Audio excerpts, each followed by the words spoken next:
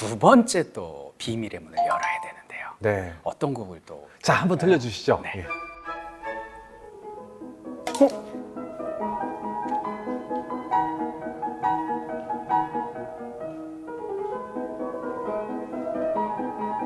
예. 피아노 학원 옆을 지나가면 항상 들리는 누구나 다 아는 노래인데요. 터키 행진곡. 음악. 아, 터키 행진곡이 터키 이게? 행진곡. 모차르트의 터키 예. 행진곡인데 이 곡은 그냥 쉽게 불러서 우리가 터키 행진곡이라고 부르는 거고요.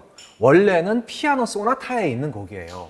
그러니까 피아노로 연주하는 여러 개의 악장으로 되어 있는 곡인데 요 마지막 악장은 터키풍으로 연주해라라고 되어 있습니다. 그래서 우리가 그냥 이걸 편하게 터키 행진곡 이렇게 부르는 거예요.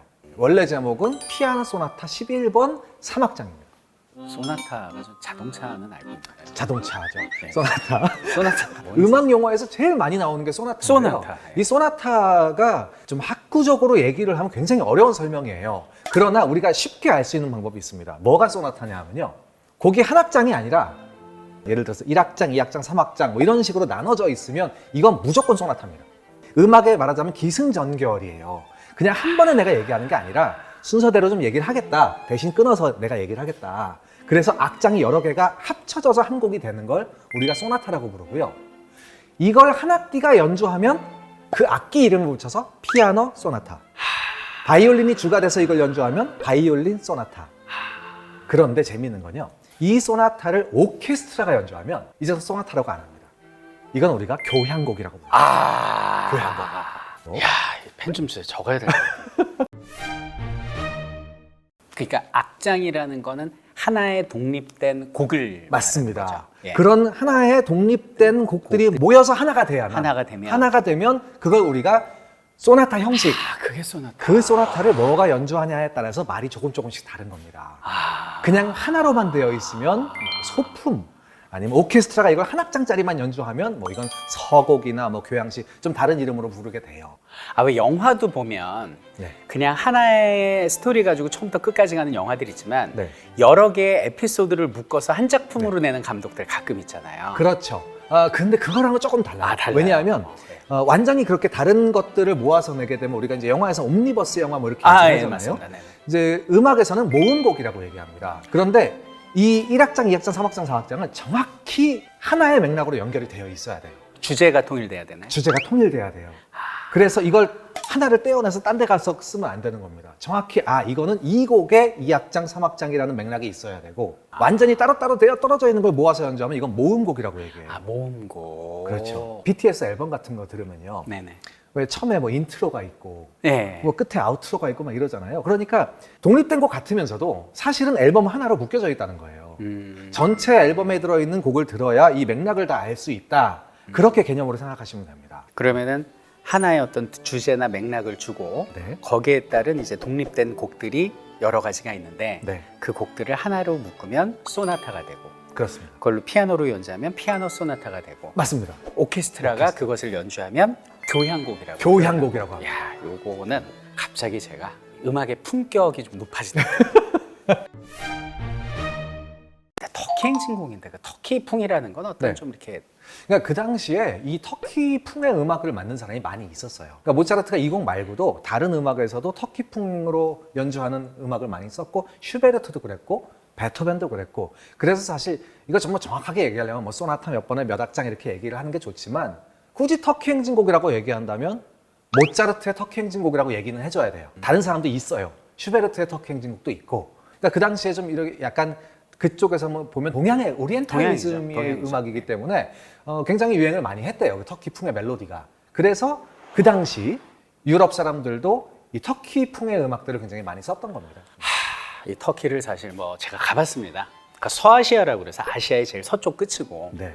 그러니까 유럽과 아시아가 만나는 그 네. 접점에 있다 보니까 터키 분들 외모부터 시작해서 네. 음악이나 건축적 요소가 다 퓨전인 거예요. 네. 터키풍은 좀 약간 신나고 이런. 참 음악이라는 게 말로 설명하기 참 힘들어요. 저희 같은 경우도 뭐 예를 들어서 뭐 터키풍의 행진곡과 뭐 중국풍의 행진곡을 말로 설명하라 그러면 참 악보가 있으면 참 맞아요. 편하긴 한데 그래서 음악 쪽에서는 이런 얘기가 있습니다. 100번 보는 것보다 한 번 듣는 게 낫다고. 반대죠. 이 모차르트나 이런 그 유럽 분들 입장에서는 네. 저 멀리 터키 너머에 있는 중국보다는 네.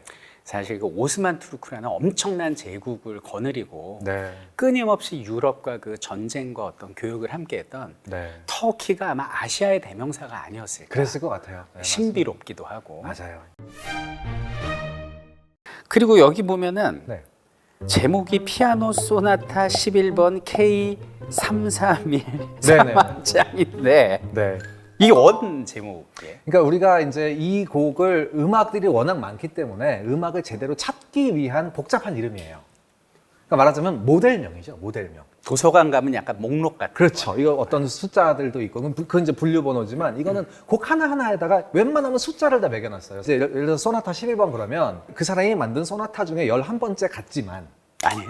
이 그 당시에 출판을 어떤 걸 좀 먼저 한 것도 있고 막 이렇단 말이에요. 그러니까 이 숫자로만 보면 뭘 먼저 작곡했는지가 좀 불분명할 때가 많아서 네. 나중에 이제 음악 학자들이 연구를 하면서 다시 순서대로 매겨요. 몇 년도에 뭐 작곡했고 몇 년도에 뭐 작곡했고. 근데 이미 이제 소나타 11번이라고 정리는 나와 있으니까 헷갈릴까 봐 거기다 자기 이름을 붙입니다.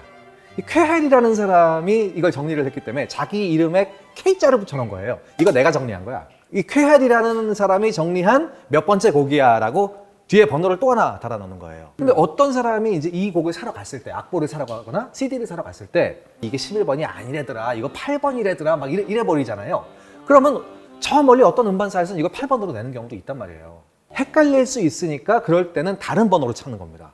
K번호 같은 걸로 찾는 거예요. 시리얼 넘버죠. 여러분 음악 들으실 때 쓰는 번호 아니에요. 이 번호들은요 구입하실 때 쓰는 거예요. 저 그 번호 언제 쓰냐? 평생 동안 CD 살 때 썼어요. 저기 터키 향진곡 이거 좀 사고 싶은데요. 이러면 K 몇 번 얘기하시는 거죠? 이래요. 아 그래요? 그럼 이게 K 몇 번 맞습니다. 이러면 틀릴 확률이 거의 없는 거죠. 그러니까 뭐 만들어진 순서도 아니고 네. 알려진 순서도 아니고 나중에 이런 학자들은 웬만하면 만들어진 순서로 정리를 해요. 어. 그러니까 이 사람이 다른 번호보다는 지금 내가 만든 번호가 가장 만들어진 순서에 가깝다고 얘기를 한 거예요. 물론 또 나중에 또 딴 사람이 이상한 정리를 할 수도 있어요. 나중에 좀 바뀔 수도 있지만 그래서 사람 이름을 갖다 붙이는 겁니다. 이분이 정리한 번호. 모차르트는 이 쾌헬이라는 사람이 정리를 했기 때문에 주로 K번호가 붙어 있습니다. K는 무슨 뜻이에요? 쾌헬. 이 음악을 정리한 아 정리한 사람. 사람의 이름이에요.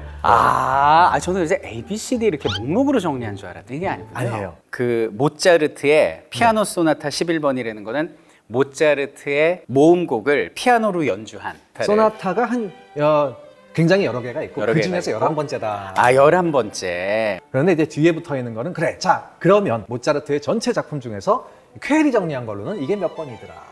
그러니까 퀘일이 정리한 331번에 그 중에서도 3악장. 그렇죠. 곡이 되게 많은가 봐요, 모차르트. 거기 굉장히 많습니다. 이제 뭐 후기 가면 600번대까지 있어요. 물론 슈베르트 같은 사람은요. 모차르트보다 더 짧게 살았는데 번호가 한 1000번대까지 있어요.